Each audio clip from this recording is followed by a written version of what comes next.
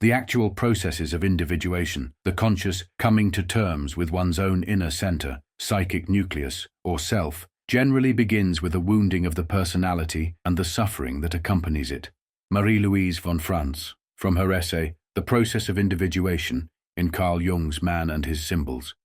As being the principle of individuation, one's innermost divine destiny or cosmic destiny, the meaning of one's life, what guides one towards the absolute individual meaning of one's own individual life.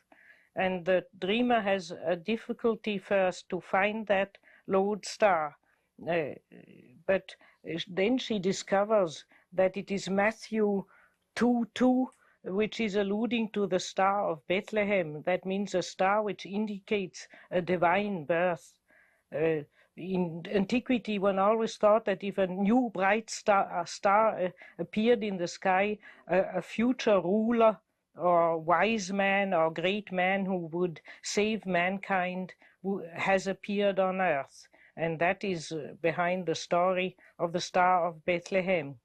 So the dream tells her that just where she has difficulty of difficulties of understanding, she will in her innermost being find that Christ is born within her own soul. The Christ child represents the saving factor which is born within oneself. We are not divine, but we are the stable in which something divine is born. You gave some hints in your book on Jung and his myth in our time of work that needs to be done in the future, especially in relation to projection. And you mention reflection. Yes. As the counter mechanism, so to speak. I mean, projection and reflection are not a pair of opposite. Mm-hmm. Because projection, as the word says, throws behind your back your own psychic images and contents into the outer world. We live all the time in projections. We live in a world of projection. And reflection is the act by taking that back into yourself. But you can't do that by your own willpower. I mean, you have to be helped by the self. True. So both of these activities of the psyche are below the ego or beyond the ego. It's not. They are beyond. Oh yes, they are beyond the ego. But the ego can cooperate with them or persevere in wrong. For instance, Jung defines in a narrower sense projection that we can only speak of a projection, though it's constant projection. What I think about you is a projection. What I think about all these people is a projection. I don't know you well enough to really know you. I have an image and I have a judgment, an intuitive judgment, but it's probably a lot of my own psyche in it. And but that you cannot call projection. Jung says in a strict sense, you can only begin to call it projection when it's disturbing, when there is a disturbance.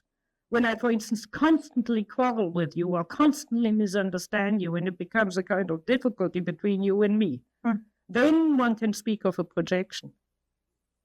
And that is also the symptom which shows now the moment is to take it back, to reflect. The disturbance is the symptom which wants you to reflect.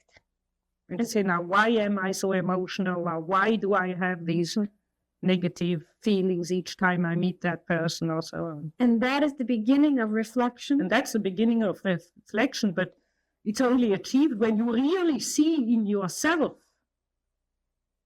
that quality which irritates you or which you admire in the other. It doesn't help to say, oh, mea culpa, I have a shadow like so-and-so, I have an animus like so-and-so. That doesn't help at all. I must really see it, and that means I must catch it in flagranti. I must do something and say, my God, now I'm acting like so-and-so. Then I have it. Then I know where it is in me and how it's functioning in me. And then I know what kind of a voice I have and what kind of a body feeling I have when I live that complex. And then I can keep it inside and not put it onto other people anymore. In the transference phenomenon, is there a gradual confrontation with evil? Yes, because when a woman is in love, her shadow comes up in form of jealousy, power, wanting to put the man she loves in her pocket, eat him up completely, cutting out all other ladies around him. And there you have evil. Right away. And jealousy, as Jung once said, is the greatest flaw of the feminine nature. And in the man, the same thing. So, if the totality is constellated, the self is constellated, automatically evil steps in very strongly. You know it yourself. As soon as things begin to terribly matter, then you get, for instance, aggressive or in a fighting spirit about them. Now, you see, for instance, my land here matters to me, so I'm in a fighting spirit to defend my land. If it wouldn't matter to me, I would say, oh, never mind how it looks like. All the more in a relationship. So then one has to learn how to live with that. One has to make it conscious, become conscious of it. And then on top of it, pardon it to oneself. That's the worst.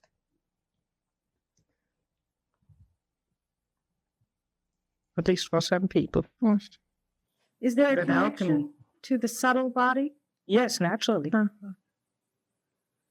You see, Western alchemy is a parallel attempt to what in Eastern Taoism and Buddhism is trying to build the diamond body, or the eternal body, which survives death, which is a kind of subtle body.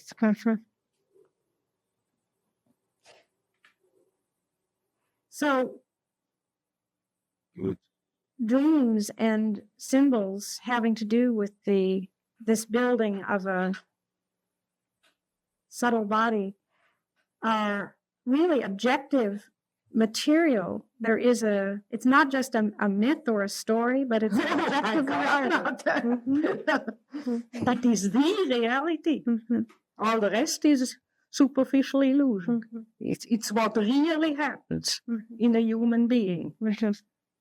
And therefore, at the end of life, there's the big showdown. Have you frittered away your life in superficiality? Or as Jung said about a woman once, 5 minutes after her death, she'll not remember this life anymore. Or have you built something eternal in which your individuality can survive? And not to just get dissolved like the atoms of your body. So death itself is the showdown. I think so, test. Let's look now at a figure which Jung described as the center of the psyche, the self. In most religious systems, you have an allusion to a kind of divine center from which everything, all order and all organization stems. And if we can find out where dreams come, we can say from that center, whatever that center is. That center appears in the dreams itself, sometimes as a center, as a mandala, as an inner city, as a circle or a square, or some other abstract formation, or it appears as a divine savior child, as a savior figure, as a wise old man or wise old woman figure personified, something, a psychopomp, something which guides our psychic life. All these figures seem to point to that ultimately unknown and unknowable greater center in our psyche. Nowadays we speak very much of self-realization, and there's always the danger of mixing this up with what Jung meant by this, the self. For Jung, the self, written with a capital, is meant to be that supraordinate inner divine center, unknown divine center of the psyche, which we have to explore all our lifetime. Nobody knows what the self in him is and wants from him. We need the dreams. We can say the dreams are the letters of the self, which the self writes us every night, telling us, do a bit more of that, or do a bit less of that, or go ahead to the left, or go ahead to the right. And as I say, if one looks back, one sees suddenly there is a pattern in this, as if the self with the capital is having a plan with us, a kind of destiny.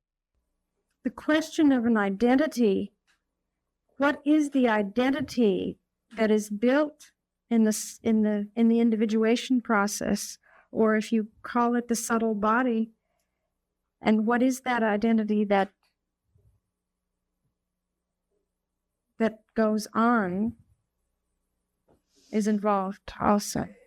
It is involved. Now, you see, I know that one aged pupil went to Jung a few years before his death, and in order to find out what he thought about life after death, and he said, that won't help you on your own deathbed to think what I believed. You have to build up your own viewpoint. You have to work on it yourself and find your own standpoint.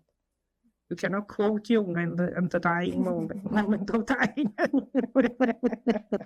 Wouldn't help much.